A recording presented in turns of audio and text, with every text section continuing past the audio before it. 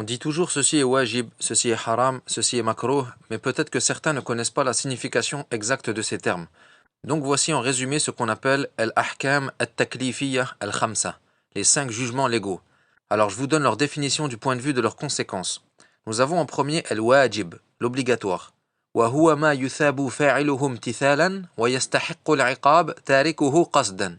C'est-à-dire que si on le fait par obéissance à Allah, on est récompensé. Et si on le délaisse volontairement, on mérite d'être puni. Pourquoi on dit si on le fait par obéissance? Eh bien parce que si tu fais une chose qui est obligatoire, mais juste comme ça, sans intention d'obéir à Allah, eh bien tu n'es pas récompensé.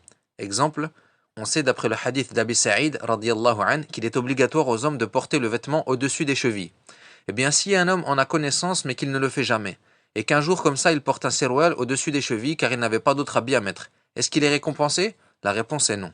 Et pourquoi on dit que si on délaisse le wajib volontairement, on mérite d'être puni, et non pas on est puni? Eh bien parce que lorsqu'on fait un péché ou qu'on délaisse une obligation, yawm al-qiyamah, il se peut qu'Allah Ta'ala nous punisse par sa justice ou qu'il nous pardonne par sa grâce. Ceci est la croyance d'Ahlus Sunnah. Donc on dit que celui qui délaisse le wajib volontairement mérite d'être puni. Ensuite, le deuxième hukm, c'est al-muharram, ou bien al-haram, l'interdit.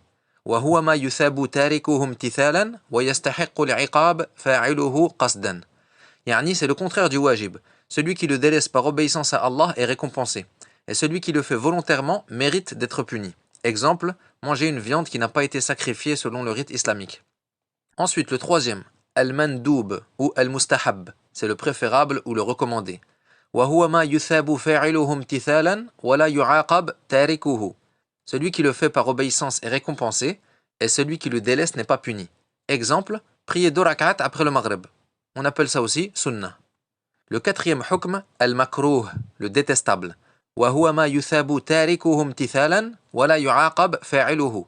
Celui qui le délaisse par obéissance est récompensé, et celui qui le fait n'est pas puni. Exemple, boire debout, selon l'avis de la majorité des savants. Et enfin, al-mubah, ou bien al-jaiz, le permis. وهو ما لا يثاب فاعله ولا يعاقب. Celui qui le fait n'est ni récompensé ni puni. يعني فعله وتركه على حد سواء. Que tu le fasses ou non, c'est pareil. Exemple, dormir sur le dos.